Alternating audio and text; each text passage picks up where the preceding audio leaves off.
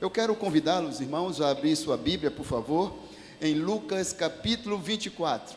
Vamos ler do versículo 13 até o versículo 34. Aproveito o ensejo para agradecer a você que está conosco. Se você não é membro desta igreja e nem de nenhuma das congregações e está conosco, seja muito bem-vindo. A Igreja Presbiteriana da Glória te abraça e você é muito bem-vindo neste lugar. Quero justificar também a ausência do pastor da igreja, o pastor titular, pastor Arildo, porque está em viagem, mas terça-feira ele estará de volta aqui conosco, quando estaremos na semana de oração, que é de terça a quinta, e na sexta-feira, às 20 horas, nós teremos uma vigília, que começa às 20, terminando às 23 horas. Todos são convidados. Repito, então, o texto é São Lucas, capítulo 24, versículo 13 até o versículo 34. Diz assim a palavra do Senhor. Os discípulos no caminho de Emaús. Naquele mesmo dia, 2 deles estavam de caminho para uma aldeia chamada Emaús, distante de Jerusalém 60 estádios, aproximadamente 7,5 quilômetros. E iam conversando a respeito de todas as coisas sucedidas. E aconteceu que, enquanto conversavam e discutiam, o próprio Jesus se aproximou e ia com eles. Os seus olhos, porém, estavam como que impedidos de o reconhecer. Então lhe perguntou Jesus: que é isso que vos preocupa? E de que ides tratando à medida que caminhas? E eles pararam entristecidos. Um, porém, chamado Cleopas, respondeu dizendo: és o único, porventura, que, tendo estado em Jerusalém, ignora as ocorrências desses últimos dias? Ele lhe perguntou: quais? E explicaram o que aconteceu a Jesus, o Nazareno, que era varão, profeta, poderoso em obras e palavras, diante de Deus e de todo o povo, e como os principais sacerdotes e as nossas autoridades o entregaram para ser condenado à morte, e o crucificaram. Ora, nós esperávamos que fosse ele que havia de redimir a Israel, mas depois de tudo isto, e é já este o terceiro dia, desde que tais coisas sucederam. É verdade que algumas mulheres das que conosco estavam, nos surpreenderam, tendo ido de madrugada ao túmulo, não achando o corpo de Jesus, voltando dizendo ter tido uma visão de anjo, os quais afirmam que ele vive. De fato, alguns dos nossos foram ao sepulcro e verificaram a exatidão do que disseram as mulheres, mas não o viram. Então lhe disse Jesus: ó nécios e tardo de coração, para crer tudo que os profetas disseram. Porventura não convinha que o Cristo padecesse e entrasse na sua glória? E começando por Moisés, discorrendo por todos os profetas, expunha-lhes o que a seu respeito constava em todas as Escrituras. Quando se aproximava da aldeia para onde iam, fez ele menção de passar adiante, mas eles o constrangeram, dizendo: fica conosco, porque é tarde e o dia já declina. E entrou para ficar com eles. E aconteceu que, quando estavam à mesa, tomando ele o pão, a abençoou, e tendo partido lhe deu. Então lhes abriram os olhos e o reconheceram, mas ele desapareceu da presença deles.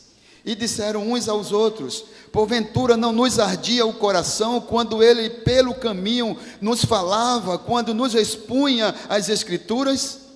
E na mesma hora, levantando-se, voltaram para Jerusalém, onde acharam reunidos os 11 e outros com eles, os quais diziam: o Senhor ressuscitou e já apareceu a Simão. Então os dois contaram o que lhe aconteceu no caminho e como fora por eles reconhecido no partir do pão. Palavra do Senhor.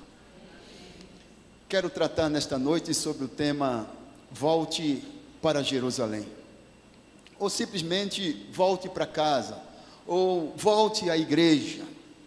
Há um percentual de aproximadamente 45% de desigrejados.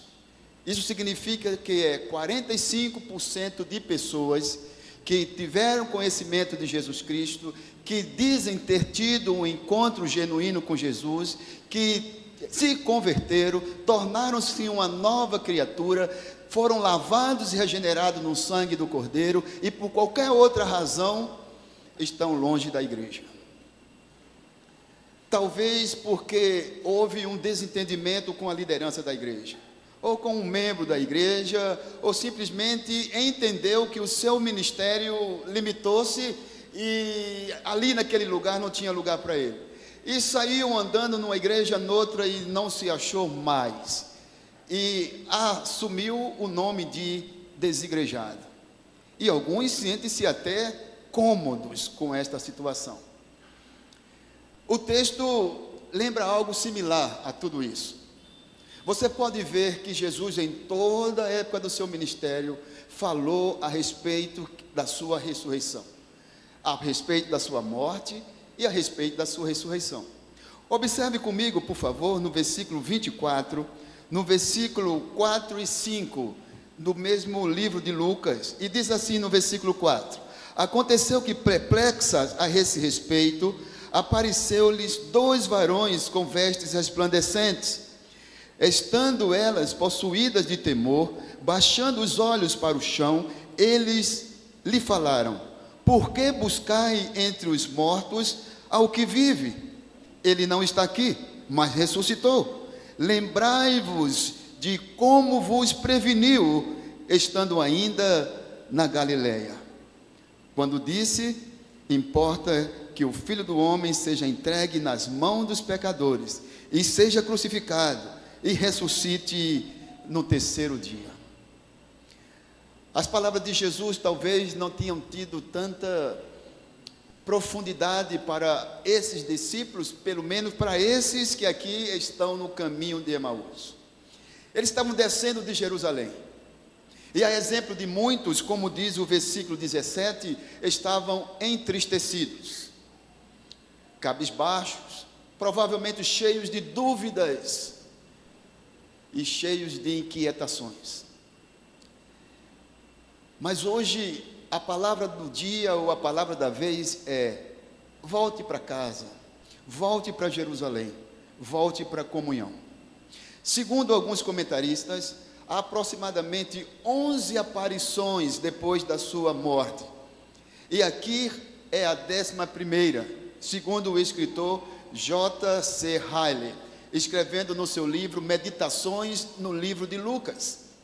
11 vezes Jesus aparece aos seus discípulos. Mas é uma coisa interessante que ele também diz. Ele diz que de todas as aparições, ele considera esta aparição a mais fenomenal. Eu particularmente tenho minhas reservas. Eu acredito que a melhor aparição de Jesus Cristo após ressurreição foi quando os discípulos estavam no cenáculo, as portas cerradas, janelas fechadas, e aquele silêncio ensurdecedor, quando de repente Jesus chega entre eles e faz apenas uma declaração: paz seja convosco. Não havia uma coisa melhor para quem estava com medo dos soldados romanos, com medo das acusações dos judeus. Não havia uma situação mais agradabilíssima, mais sossegai do que Jesus chegar entre eles, ressurreto, e fazer essa declaração: paz seja convosco. Jesus Cristo, na verdade, como diz o profeta Isaías, ele é o príncipe da paz. Mas avançando em direção ao nosso texto, depois dessa introdução, nós chegamos à primeira lição do texto, dentro do tema volte a Jerusalém. Observe comigo na sua Bíblia, que diz assim o versículo 13: naquele mesmo dia, 2 deles estavam de caminho para uma aldeia chamada Emaús, distante de Jerusalém 60 estádios. e iam conversando a respeito de todas as coisas sucedidas. E aconteceu que, enquanto conversavam e discutiam, o próprio Jesus se aproximou e ia com eles. Primeira lição é: quem está longe da casa de Deus, quem está longe da comunhão, torna-se insensível às coisas espirituais. Repito, quem está longe da comunhão torna-se insensível às coisas espirituais. Verdade seja dita, esses dois discípulos aqui, o qual um é nomeado e o outro não, eles fazem parte não do grupo de 12, mas do grupo dos 70. Provavelmente você vai recordar quando Jesus escolheu os 12 e depois, conforme Lucas capítulo 10, ele escolheu mais 70. E que os livros sinóticos, a saber, Mateus, Marcos e o próprio Lucas, em algumas vezes chama 70 e outras vezes 72. Mas isso não é a Bíblia que está errada, é simplesmente a fonte de consulta de cada evangelista. Mas o que é importante, na verdade, é que esses discípulos não faziam parte do grupo de 12, e sim do grupo de 70. E esses homens vêm entristecidos, vêm cabisbaixo, vêm lamentando, provavelmente cheios de lamúria, de Jerusalém a Emaús, voltando para casa. Quando, é bom lembrar, Jesus Cristo disse que deveriam ficar em Jerusalém até quando do alto tivesse recebido poder. Mas eles estavam entristecidos. E esta é a situação de muitos, se tornaram insensíveis, porque o texto no versículo 15 diz assim: aconteceu que enquanto conversavam e discutiam, o próprio Jesus. Então, me permita afirmar, não era uma teofania, ou seja, a manifestação de Deus, não era a apresentação de um anjo. O escritor sagrado é categórico em dizer o próprio Jesus. Então não é um fantasma? Então é o próprio Jesus? Talvez você recorde de Gênesis capítulo 32, quando diz que Jacó lutou com Deus e prevaleceu. Ali sim pode ser uma teofania, mas aqui não. O próprio Jesus ressurreto aparece entre esses dois homens. Jesus os escolheu porque eles fazem parte dos 70, ou do grupo dos 70. Eles andaram com Jesus, eles vivenciaram sinais, prodígios, algo sobrenatural. Talvez eles tenham feito parte daquele grupo que, quando Jesus multiplicou os pães e os peixes, não só uma vez, mas 2 vezes. Mas esses homens estavam entristecidos, esses homens perderam a fé. E quando nós estamos longe da comunhão, nós perdemos a sensibilidade espiritual. Observe que o texto diz que o próprio Jesus se aproximou e ia com eles. É quase que inaceitável. Nós que conhecemos o pastor da igreja, pastor Arildo, alguns já convivem com ele talvez 1 ano, 2, talvez até 3. O encontre em um mercado ou encontre em algum outro lugar e o pastor Arildo não o reconheça, ou você não o reconheça o pastor Arildo. É quase que inaceitável. Jesus escolheu esses homens, e agora esses homens, por estar totalmente ferido, magoado, angustiado, se tornam insensíveis porque está longe de casa. E esta é a situação de muitos, por estar fora da igreja, por estar fora da comunhão, estão totalmente insensíveis às coisas espirituais. Às vezes alguém compartilha um milagre, compartilha uma bênção, compartilha uma situação, e a pessoa diz: ah, é? Ah, tá. Perdeu a sensibilidade espiritual.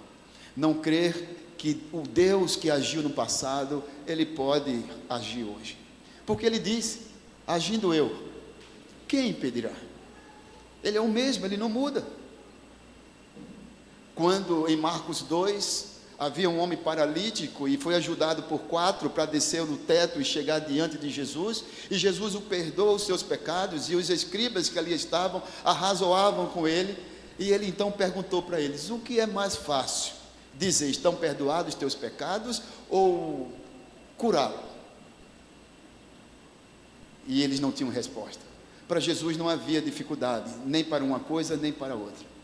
E ele então responde: para que saibais que o Filho do Homem tem poder para perdoar pecados, eu digo ao paralítico: perdoados estão os teus pecados. E digo: levanta-te e anda. Jesus é o mesmo. Uma mulher que há 12 anos prevalecia com uma hemorragia e gastando tudo que tinha com os médicos, ela simplesmente creu que não era nem necessário Jesus tocar nela, mas se ela pelo menos tocasse nas vestes de Jesus, ela seria curada. E no meio daquela muvuca, daquele tumulto, ela então toca nas vestes de Jesus, correndo um grande risco de ser apedrejada, porque no Oriente Antigo nenhuma mulher poderia tocar em um homem em público que não fosse o seu esposo. E aquela mulher, de forma atrevida, toca nas suas vestes. E é interessante que Jesus pergunta: quem me tocou? Então ela, constrangida e com medo de ser apedrejada e de ser mal interpretada, antes disso, o discípulo diz: Senhor, todos te apertam e tu perguntas quem me tocou? Ele diz: sim, alguém me tocou, porque de mim saiu virtude. Continua saindo virtude do Senhor até hoje. Nós devemos ser sensíveis às coisas espirituais. Volte para casa, volte para a comunhão, volte para a igreja. Há uma segunda lição que eu quero deixar com vocês nesta noite. Observe que no versículo 19 até o versículo 24, que há uma declaração de Jesus, mas antes mostra a falta de fé dos discípulos, porque quem está longe da igreja, pouco a pouco perde a sua fé e a sua convicção. Não só perde a sensibilidade espiritual, como vimos no versículo 17, mas perde também pouco a pouco a sua fé. Observe e a sua convicção. Observe o versículo 19. Jesus perguntou: quais? E explicaram o que aconteceu a Jesus, o Nazareno, que era varão, profeta, poderoso em palavras, em obras, diante de Deus, diante do povo. Então, muitas vezes, este é o nosso conceito, essa é a nossa situação. Sabemos tudo sobre o Jesus histórico, mas não sabemos nada sobre o Jesus espiritual. Nós sabemos que Jesus é Filho de Deus, que tem uma era antes de Jesus, depois de Jesus. Nós conhecemos tudo sobre Jesus histórico, mas sobre Jesus espiritual nós não sabemos nada. Quem está longe da igreja perde a sua fé. Dia a dia vai perdendo a sua convicção, vai tornando-se um liberal e vai se desfazendo espiritualmente. E esses homens que foram escolhidos por Jesus, que andaram com Jesus, conhecem tudo sobre Jesus, mas não sabem quem é Jesus, porque o próprio Jesus está com eles e eles não o conhecem. Eles não percebem aquela expressão de João capítulo 17, quando diz: eis que estou convosco todos os dias, até a consumação do século. Parece que dissipou-se como uma nuvem de fumaça, que não faz mais sentido para mim nem para você, muito menos para aqueles que estão fora da comunhão, fora da igreja, ou simplesmente desigrejados. Eu e você precisamos voltar à comunhão, voltar à casa de Deus, voltar à casa do Pai.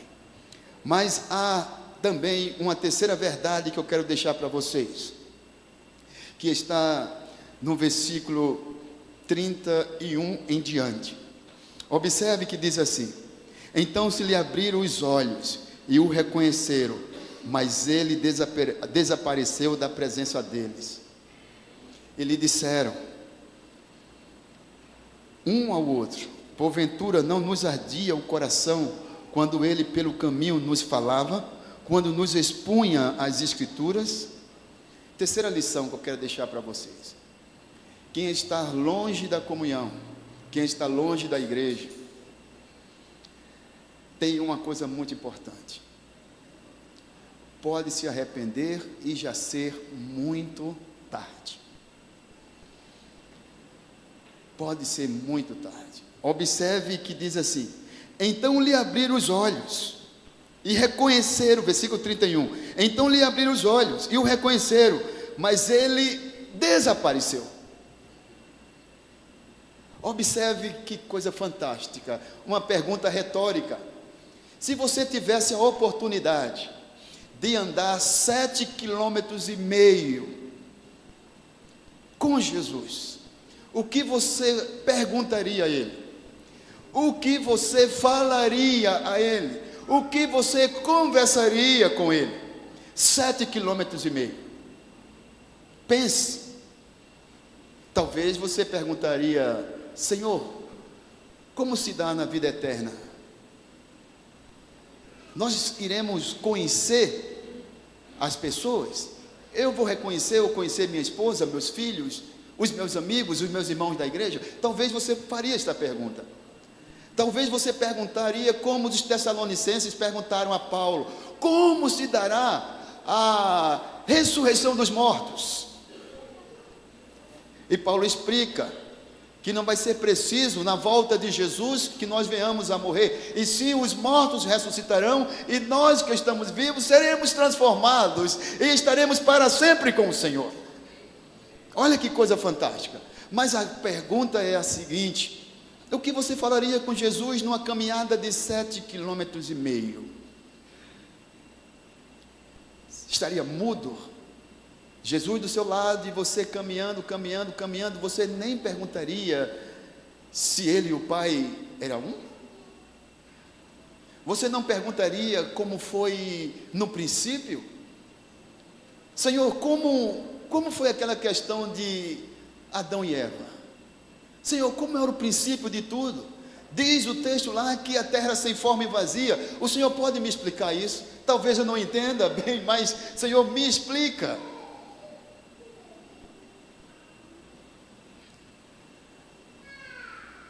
Quero dizer que eu e você não devemos perder as oportunidades. Não importa se seu coração arde, mas se você não toma a decisão certa. Sabe por quê? Porque você faz as suas escolhas, e as suas escolhas fazem você. Você é produto, resultado da sua escolha. Esses homens, eles entraram em uma discussão entre si e dizia: nosso coração ardia. Sim, mas de que adianta o seu coração arder e você não tomar atitude? E você não tomar a decisão de voltar para a comunhão da igreja, voltar a ter as pazes com Deus, voltar à comunhão da igreja e voltar a ter uma vida abundante e reassumir o seu ministério na igreja. Não adianta se você sente seu coração arder, não adianta se você se arrepia, não adianta se você sente calafrio, mas se você não toma a decisão certa. Deixa eu explicar algo para você. Em uma certa ocasião, conta-se que um pastor em uma conferência, ele estava pregando e pregou de forma extraordinária. E ao terminar o seu sermão, ele não fez apelo, não fez convite, e então no final do culto ele se despediu de todos, pegou a sua mala e foi para a rodoviária, porque ia viajar naquele horário. Chegando naquela rodoviária, encontrou um jovem que foi até ele e disse: pastor, o senhor não estava pregando na igreja assim, assim? Ele disse: sim, eu estava. Ele disse: pastor, que mensagem fantástica. Pastor, se o senhor tivesse feito o apelo, eu me converteria nessa noite. Ele disse: mas não seja por isso, você quer aceitar Jesus como Senhor e Salvador da sua vida? Ele disse: não, agora eu não quero mais não. Se fosse naquela hora eu queria, mas agora eu não quero mais. Dá para entender? Não adianta seu coração arder e você não tomar a decisão certa. Volte para casa, volte para Jerusalém. E observe que essa foi a decisão desses homens. Eles então no versículo 33, termina assim: e na mesma hora, levantando-se, voltaram para Jerusalém. Coração arde, então precisamos tomar decisão. Que você hoje tome a decisão. Volte à comunhão. Volte para a casa do Pai. Deixe de ser desigrejado. Venha unir-se a nós. Volte a ser raça eleita, sacerdócio real, nação santa, povo adquirido por Deus, aquele que Ele vos chamou das trevas para a sua maravilhosa luz. E que assim seja, hoje e para todo sempre. Amém.